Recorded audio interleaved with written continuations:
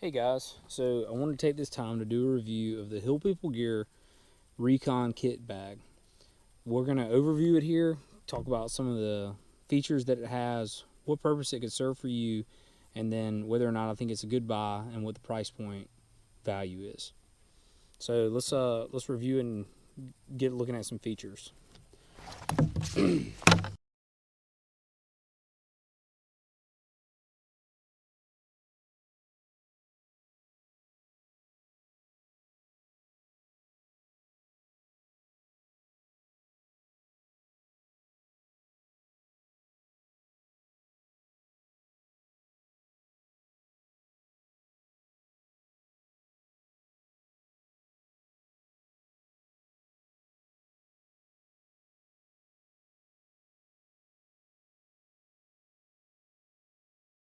All right, so this bag right here is made by Hill People Gear, and it's a one of the variations of one of their kit bags. This one happens to be the Recon bag. They also have the Snubby kit bag available, the Runner's kit bag, and then a heavy bag.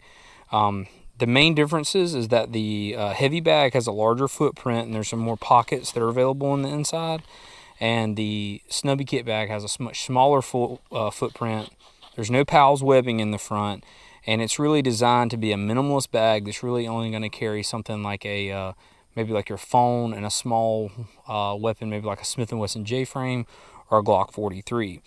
The Runner's kit bag and the Recon bag, which this one is, are identical, except that this Recon bag here has the PALS webbing in the front, so you can use MOLLE attachments. The Runner's kit bag does not have that.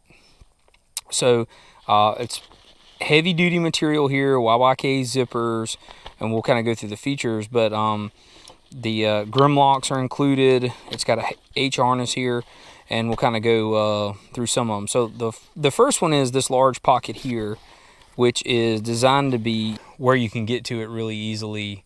And the only thing that I would say that I would change about this is if I was using it for a dedicated running rig, I may get the Runner's kit bag instead of the Recon bag, because I run in very rural areas. It's not that often that I'm in a crowd, like in a park or on a running trails, things like that. But it does have a little bit of a for lack of a better word, a militaristic feel. So if you got this in like the gray ripstop or foliage gray, I think is the colors that they offer it in, or one of the colors, and then got the slick up front, it would definitely have a lot more of a just like a hiker, urban type feel. Not so much. It wouldn't look so tactical, to put it like that. One thing I have done though that's nice with this PALS webbing, if you go to Walmart or Dick's Sporting Goods, any place like that, they have the reflective wristbands that will fit down here, so you can just take one of these and run this the fluorescent or high vis yellow and two of these bands and put them up here in the front, and having those big yellow reflective bands here, it can be a safety device, or it could help make you more visible should you want to be more visible if you're around traffic or whatever. But it's also, it kind of takes away some of that feel. Someone says, okay, this is just a pack this person has for exercising. Now, with that being said, if it was a dedicated running pack, like I said, I would consider removing it. However, what I have found is that not only do I get a chance to run with this and incorporate all my stuff on it, but it's also been very, very handy for outdoor activities, camping, fishing, that sort of thing, and then also hunting as well. And the reason I like that is because I can still keep the firearm right here, keep it accessible, but I'm able to put stuff in here like this. So there's been a couple of fishing trips where, like if you're a fly fisherman or something like that, you can put everything up here in the front of your waders. You can put phone, different things up here in the front. Even if you wanted to, you could get like a MOLLE panel that had flies and everything in it and put it here. You'd have the gun very accessible, and it's easy to remove when you get back. For hunting, the reason I really liked it is because here in the southeast, most of our hunting is done out of tree stands, climbers, boxes, whatever. So you're sitting most of the time. So a lot of times getting to a sidearm should you need it. Most of the time, unless you have a bow, you're going to have a rifle or a shotgun or whatever. But should you need it is a little harder because if you're sitting down, especially in a climber where the rails are pretty close to your sides. So keeping that here is really nice. But the other thing that was really cool about it was that I could put other things that I would need in here, like cough drops. So if you ever had a nagging cold and tried to hunt before, keep your phone in here. It's really accessible. If you know, walkie-talkies or whatever, if you need to, I try not to use my phone a lot when I'm hunting, but you know, if you need to text someone, you know, hey, what's your location? Or are you here yet or shooting, whatever. It's nice to do that. Also, you can incorporate, when you start doing the hunting stuff, if you want to put calls or use it for turkey hunting or whatever, you can either loop it through here or you can get an additional molly pouch. There's just, you know, the sky's the limit with the pals on the front. However, it does have a little bit different look, a little bit different feel. As far as the durability, it's held up great. I mean, obviously it's wear, you can see some that, but I mean it's good, honest use. It's been sweated in a lot. It's been sweated on. It's been drowned numerous times, thrown around. It's also a good way if I keep it in the truck and usually leave it over the passenger headrest. It's a good way to, if you need to organize some other things maybe that that you don't have access to normally. For instance, I can throw it over the headrest and I could put, you know, I could put some I could put an IFAK in there as well as an additional magazine, throw it over there if there was, you know, heaven forbid, an active shooter situation, or if I came up on the scene of a wreck and there was someone that needed some help. It's really accessible to be able to grab this whole thing off there. You know, I'm not saying that you should do that all the time. Maybe you have a dedicated first aid kit, but it's just an option. It gives you a lot of options in a small footprint. I'm about 5'8", 190 pounds. Not, I would say on less than average height, but it doesn't fill my chest up too much. I would say that it's going to fit just about everybody except very, very small statured males and maybe petite females. So if you get to if you're a really small guy or, you know, petite female, maybe you want to look at the snubby bag, and you can go on Hill People Gear's website and they'll talk to you about that, about the sizing. But I think this is perfect because when you go into the snubby bag, you don't have nearly the pocket room or being able to carry a larger gun in there. It's the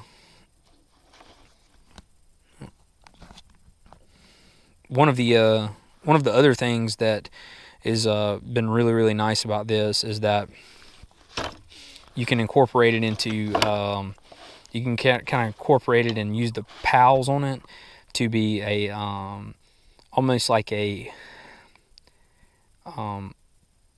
ad hoc chest rig, if you want to call it like that, ad hoc chest rig. So you could put magazine carriers on the front. I wouldn't put any more than 2 because it's really not meant to carry that much weight. Carrying the weight on your chest up there when running, I didn't notice it. I didn't find that it was cumbersome. It is a little hot in the summertime.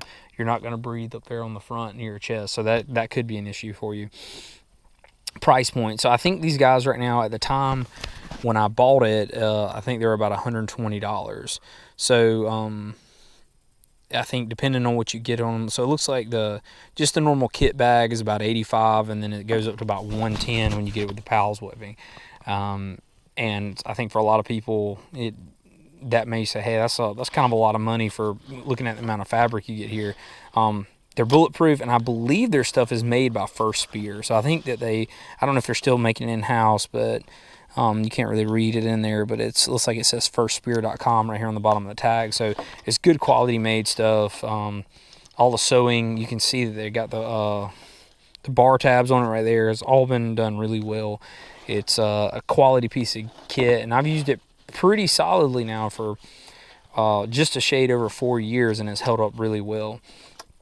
So if any of you are looking for a way that you want to incorporate a handgun into your running, into any of your exercising, this is a good way to do it. Or if you're looking for a way, especially if you spend a lot of time hiking and you've got a backpack on and maybe hip belts or something, and it's removing your ability to keep items on your waistline, this is another good a good option for you. Or if you just want something, maybe something different, and you want to be able to carry things, you know, right on the pec region, and maybe incorporate some different stuff, have a modular system that you can add and subtract as you need to get what you want, this is a great option. So if you guys give Hill People Gear a check, go to their website. They have all their items there listed.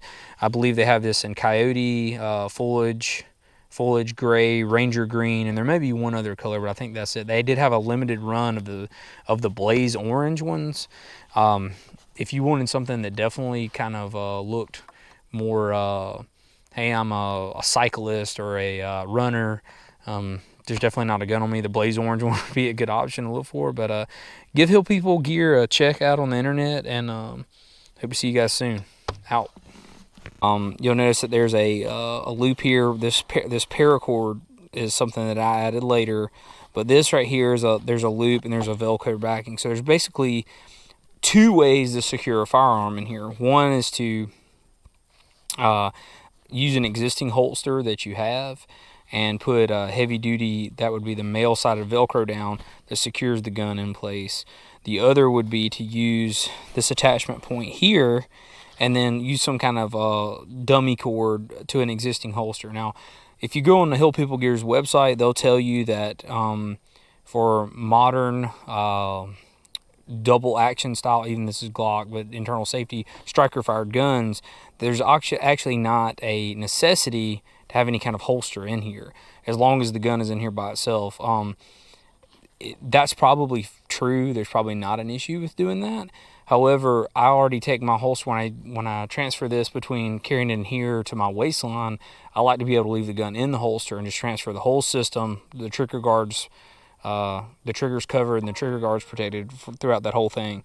I put it in here, and I can just take this paracord loop, put it around the clip, and the gun's going to be secured. And we got some video that we'll show with the draw stroke on that, and I'll show you the gun in here later. So this is the compartment that is housing. The zippers come all the way around, so whether or not you're a left-handed or right-handed shooter, it's configurable. I usually set my zippers and index them right here, so that as I'm a right-hand shooter, I come to the top corner, I'll pull this zipper down. Once again, there's some footage that'll show this, but I'll pull this zipper down.